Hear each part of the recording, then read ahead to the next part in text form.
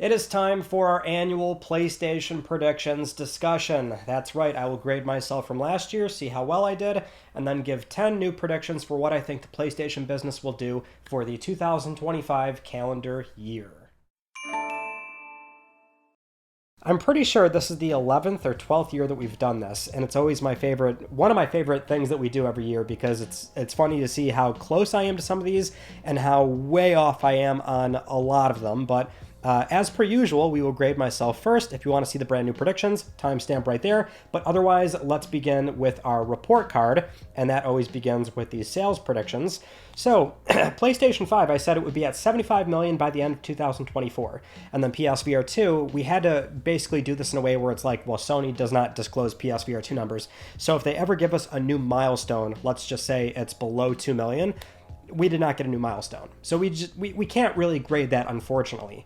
I can't imagine it's anywhere close to that number as far as like being well above it or well below it. If anything, it probably is around 2 million. I would love to know what it is, but Sony just is not going to do that because that number is probably not that impressive. But for PlayStation 5, this is also an issue that we do every year that we run into because we have to wait for the next fiscal report to get like the actual true number. So we have to do some guesswork as far as like how close I may or may not be.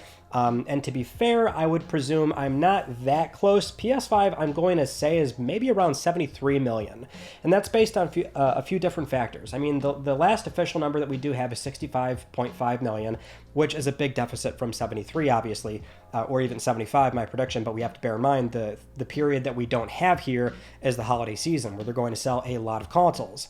If we look at the 2023 holiday period, they moved like 8.2 million or something, which is not 10. So we know at the very minimum, if they match that number, it's not going to reach 75 million because that's the deficit that we have right now. So best case scenario, it's around 73. We do have PS5 Pro. It's a low volume console, so it's not going to move the needle in a way that I think some are thinking. We are in the back half of the console life cycle, so sales are going to go down year over year. So conceivably, it's like around 73 million. Excuse me, we'll find out very soon on that number, but I was definitely a little bit off there. I was getting pretty bullish saying that PS5 was probably going to start, maintain that sales pace ahead of PlayStation 4. That's really not been happening. It's still just slightly behind PlayStation 4 in certain markets. Others, it's ahead, like here in the US. But going into our number 2 prediction, I said PlayStation VR 2 price cut would happen. The base headset would be $449.99 USD, and game bundles, at $499.99 USD. This did not happen. However, what did happen was very aggressive sales. We've had 2 occasions now where PSVR 2 has been on sale for as low as $349.99 USD, which is a huge decrease. And it's so fascinating too, like that's so much off the headset to where it really does boost the interest in it greatly. And I can even see this from my own metrics. I'm not Sony, obviously, but I have my own telemetry, which is covering PlayStation for a living and seeing and doing coverage on the headset and its games and things like that. And so I can see my own uploads that I've done on PSVR 2 back when the headset came out. They spike considerably when the sales got that low, when it was that affordable, mind you.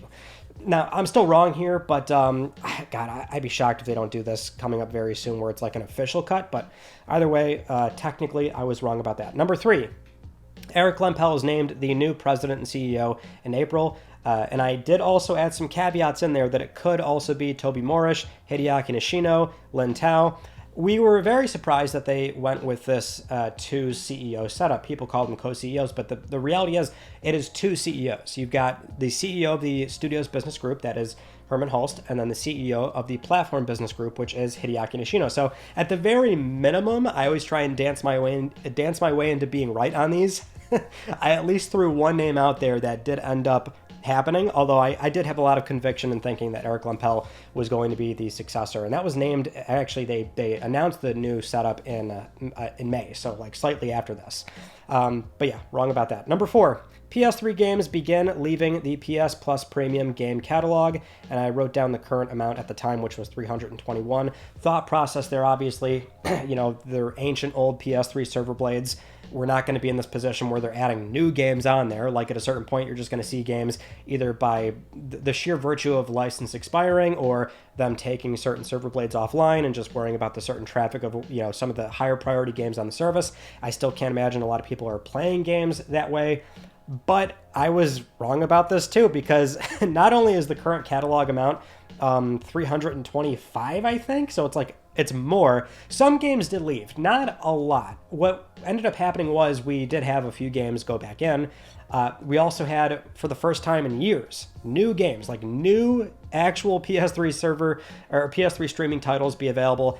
That being Resistance Ballman and Resistance 2. So nothing crazy, mind you, they're first party IP, and it's just like you just install the executable on the server blade and let it be available to launch. It's not like it's a hard thing to do necessarily, but it was still very surprising in my view. So wrong about number 4. Number 5, another PlayStation showcase in, I said like March or April, and I also explained that that would set the stage for late 2024, 2025, and beyond. Wrong on the timing. They did stick to the May timeframe, which is what they did the year prior to that as well. Not a showcase also. It was called just a standard state of play we had in May. Although that state of play, I would argue, did do what I guess described for the secondary portion of this, where that state of play had, well, it spent like 10 minutes on Concord. We all know what happened there. But we also had the Astrobot announcement. Dynasty Warriors was in there, a bunch of PSVR 2 games, Infinity Nikki, Marvel Rivals. So a lot of stuff that came in the back half of 2024 and some 2025 announcements as well. So wrong on the timing there, and what it would be labeled, which is semantics, I think, at this point. But either way, number 5 didn't do all that well there. Number 6, however, I said Ghost of Tsushima sequel would be revealed coming 2025. Santa Monica reveals new IP, no release window. We did not see that game, unfortunately, but we did finally see Ghost of Tsushima, Ghost of Yotei be confirmed, and that game is coming 2025, so great to see that. Going back to the actual predictions video just to see exactly what I said, I did describe it as a manner of like we'd see a decent portion of that game, and they would outline the release year, so I wasn't too far off on that. Number 7, though, it was my most accurate one. I said Team Asobi reveals a new Astrobot game, can be played in 2D or VR. Wrong about that. Coming Q4 of this year, which would have been 2024, the fourth quarter.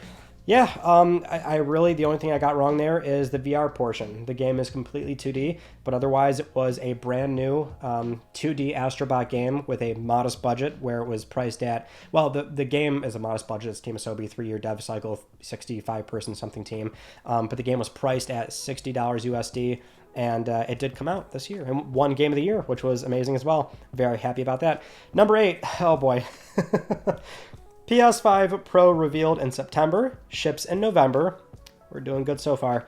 Priced at $599.99 USD. Boy, I will argue immediately that I don't think any of us really expected it to hit $699 USD. It's obscenely high. We all know it's high. Over time, as the year played out, I will say, as we got more rumors about the console, and before the formal reveal, I was starting to lean more in the $649 range, and it's like even that was still very shocking. And throughout the entire time, I'm like, they're not going to give this thing a test drive. I didn't disclose that in the predictions, but my general thought process at the time still, for the most part, made sense in that, like, this is going to be a low volume, expensive console. I don't think Sony is afraid of the $599 price tag. And boy, they were certainly not afraid of that because they went right up to $699. And the reality is that has so far not really made much of an impact on what the console ended up doing, which was still a 1 in 5 sales ratio, at least initially. Who knows if they will maintain that sales pace, but everything else about PS5 ended up being true, which is just what the console is, what it's meant to do. PSSR, this, that, and the fourth. So that was, half correct. Number 9, Sony makes a surprising, uncharacteristic acquisition. So that would be examples like CD Projekt Red, Arc System Works, MiHoYo. So this didn't transpire. I mean, actually, 2024, we saw studio closures, which was a pretty tough year. Obviously, we saw Firewalk close. Makes sense there. Neon Koi and also London Studio, which was tragic and not great. But, as far as like the thought process behind Sony finally doing that uncharacteristic acquisition, this is where it's like, I've always maintained this ideology that Sony they have a very specific way of partnering up with studios, bringing in studios under the PlayStation Studios umbrella. And I thought maybe they're finally going to break that mold, and they just did not do that. Now I'm starting to circle back around to like, yeah, they're just not going to do something like that, or at least not anytime soon in my view, but nothing like that happened throughout 2024. Number 10, I said PlayStation PC client is officially announced, officially launched, and that is the beginning of Sony's PC ecosystem with games, a PSN login, trophies, PS Plus streaming, things like that. They did not release a PC client that is this sort of, as I described it, a consolidated application where everything is sort of baked in. They are still a little bit disjointed with, the VR2 app and the separate streaming remote play app, and then no proper PC client, but they've got PSN login, they've got the PlayStation menu overlay with trophies. Now there's cross saving. Well, there's cross progression with trophies on PSN for certain PS5 games. They're getting there. It's very slow. I do remember saying that for the PC client, it would be a very 1.0 application where people are obviously not going to like it. And what we can safely say is that throughout 2024, there's been a lot of pushback from Sony's PC output, if only because they're going about this in a way where they had the whole Helldivers 2 fiasco, ripping that off like a Band-Aid. No, there's a PSN requirement on these games. Now they're doing publishing agreements with games that are outside of PlayStation Studios, with that one mansion PvP looking game, I forget what it's called, Midnight Murder Club or something.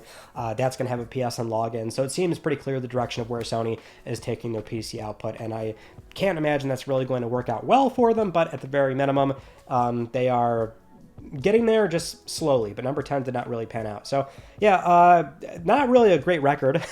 A lot of these just straight up didn't happen, but a lot of them were like half right or like a quarter right, things like that. But anyway, let's get into our brand new predictions. 10 predictions for 2025. We are in the back half of the PlayStation 5 life cycle. Things should start heating up with game announcements and such. But let's begin with sales predictions. So this will be really interesting. Now, right off the top, PSVR 2, I don't know, less than 2 million or greater than 2 million.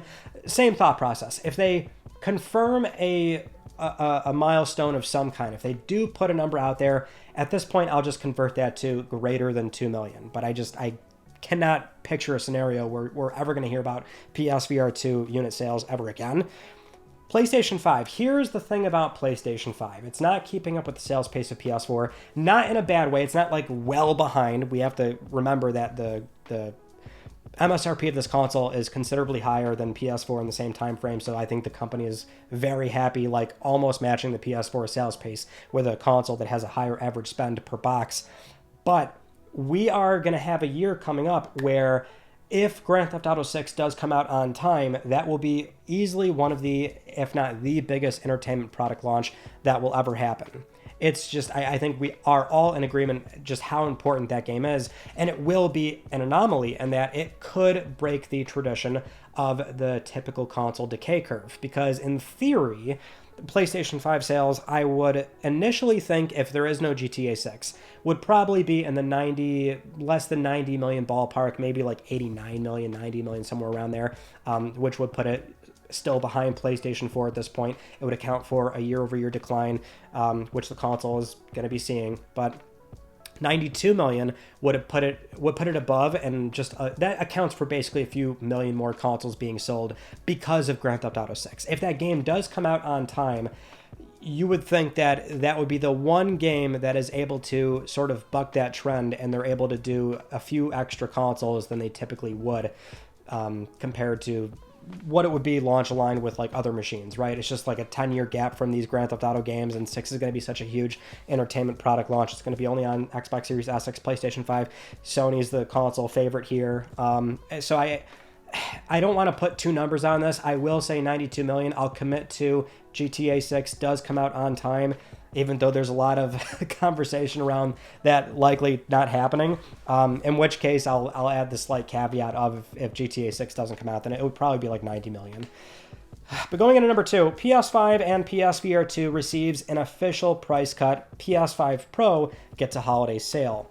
I'm not even fully convinced this would happen. If anything, I would maybe make the case of it'll happen in 2026. The thing is, Sony is now at a point where they were able to price down PlayStation 5 sales-wise the lowest they've ever done recently, which was $374.99 for a disc or a digital console, and then $425.99 for a digital or for a disc machine, I should say. So they've been able to cut the price at $75. There's still like the value add that is a lot more common nowadays. So typically the MSRP is either the same or just slightly lower, but they're adding in like a game or something or vouchers or whatnot. But between how low they can offer price bonuses or sales bonuses on these consoles with retailers, and how they can also how they've outlined this on their recent financial reports, which is profitability on consoles is increasing, they've got wiggle room. How committed they are to selling a lot of consoles in the interest of just keeping the install base high and close to PS4, or maybe trying to exceed PlayStation 4. How are they willing to do that much more in favor of just like, we'd rather have the higher average spend and be a little bit behind PS4? I'm not entirely sure. They also want to have this roadmap of getting the console a little bit down before, say, PlayStation 6 comes around. That's where PS5 Pro is also going to be a bit awkward, because in theory, PlayStation 5 Pro has to either be discontinued or be a little bit cheaper for them to not conceivably offer a PS6 that starts at a $699 price tag. That would be a little bit strange, and I'm not entirely sure if Sony will do that. But PS5 Pro, for its first full year on the market, I would actually figure that we'll probably see like the console be available for $649 this holiday season.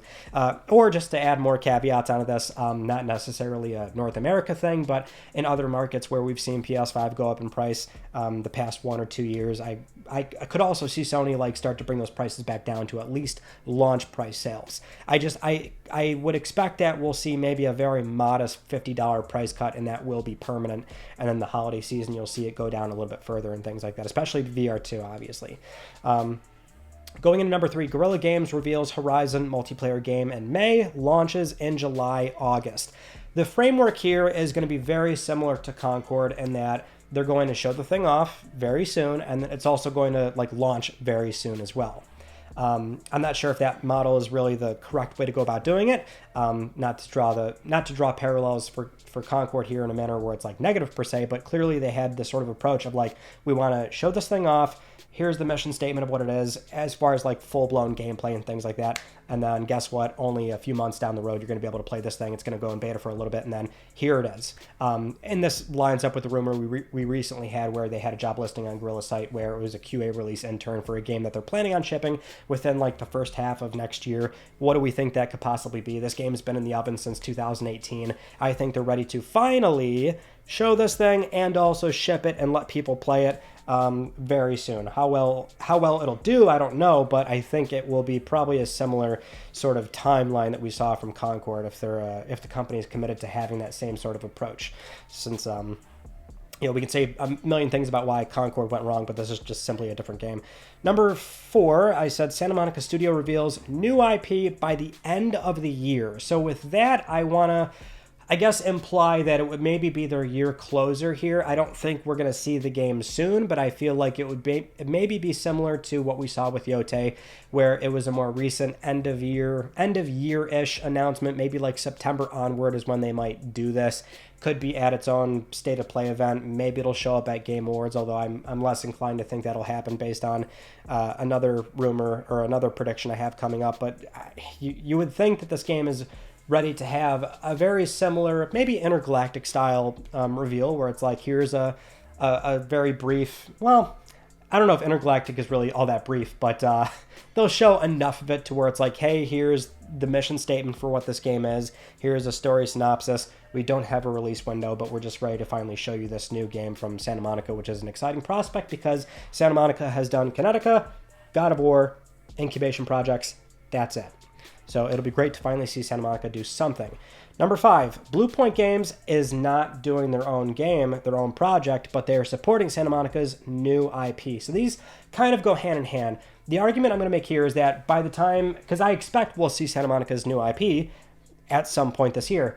With that out in the open, that means Bluepoint is finally also able to confirm what they're doing as well. The thing with Bluepoint, right? I mean, I know we just had a rumor from Jeff Grubb saying that, they're working on a new IP. And for a long time, I was convinced that with Bluepoint, they were in this circumstance of like, why do they keep saying original content? Oh, is the implication here that, they're not doing a remake or a remaster, they're doing an existing property, but it's their own thing. the reality is that you do more digging on Bluepoint Games. Not only did we have the business segment briefing where they were put in the studio breakdown as a partner studio, and that does line up with their recent work on God of War Ragnarok, where they worked on that game, and that is considered original content, is it not? But Bluepoint, I mean, as far as I know, they don't have like a creative director. They don't have a game director. They don't have these roles that would fill out and serve like it's their own project from the ground up. Not to undermine their work. It's very important work, but they probably are in a very specific support role for another studio, maybe to the degree of like when Santa Monica reveals their new title, it will be the splash screen of Santa Monica Bluepoint, and that's where they're a more named entity on that project, or it's just Santa Monica. You don't hear anything about Bluepoint. But then on Twitter, you've got all these Bluepoint devs saying that, like, oh, here's the thing we've been working on for years. We're so ready to finally show and talk about this thing. But a lot of people at Bluepoint, I think most of them were doing Ragnarok, and then after Ragnarok was shipped, then they started working on this, I would assume, other IP at Santa Monica, which this might be disappointing news for some, obviously, because for a long time, people were thinking, no, they're doing their own new thing. I think it's becoming more and more clear Bluepoint is actually not doing like their own separate game, new IP, or new entry in an existing franchise, much like I thought it was for a long time. But that is going to be a prediction that we'll find out what they're doing, and it is this. Number 6, gameplay for Intergalactic, the Heretic Prophet is shown during Summer Game Fest.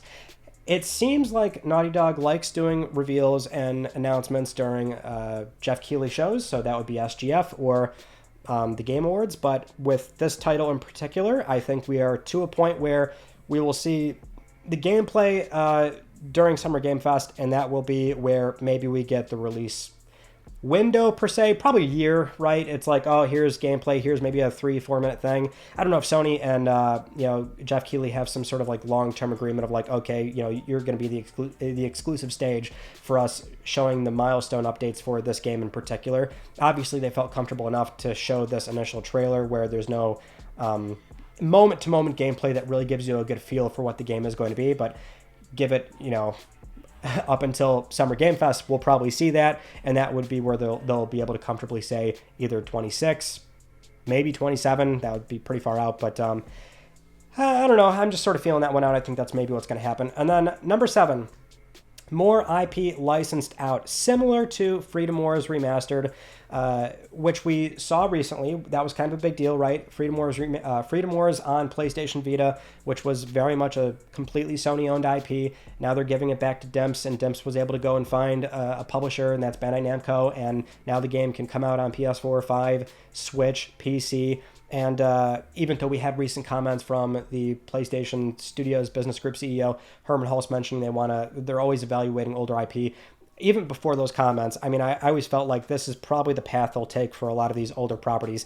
The examples I think would be great here is actually a lot of like either PS Vita stuff or Japan Studio titles. So things like Soul Sacrifice Delta, maybe Puppeteer, Tokyo Jungle. And these would be the same games just shipped on new platforms. So like same deal, PS4, 5, Switch, PC. It depends on what studio ends up taking it, what publisher takes it on. But it sounds like Sony's maybe going to be a bit more open with their IP, and this is their way of sort of leveraging their older properties that they don't, I don't want to say fully believe in, but there's no commitment as far as like them bearing the full responsibility of porting and moving them over somewhere else and just license it out. You're not doing anything with them, obviously, so it's better to just start doing that. Maybe we would see like a new entry in something if they also want to humor that idea, maybe like a new Loco Roco or something. I'm not going to make the argument that like this is the floodgates open for, a new Jack, Infamous, Little Big Planet, a Killzone game. Like I'm not going to say, I've always been very mindful, like I love those games. Not everything is going to come back. We have to relax on that stuff. But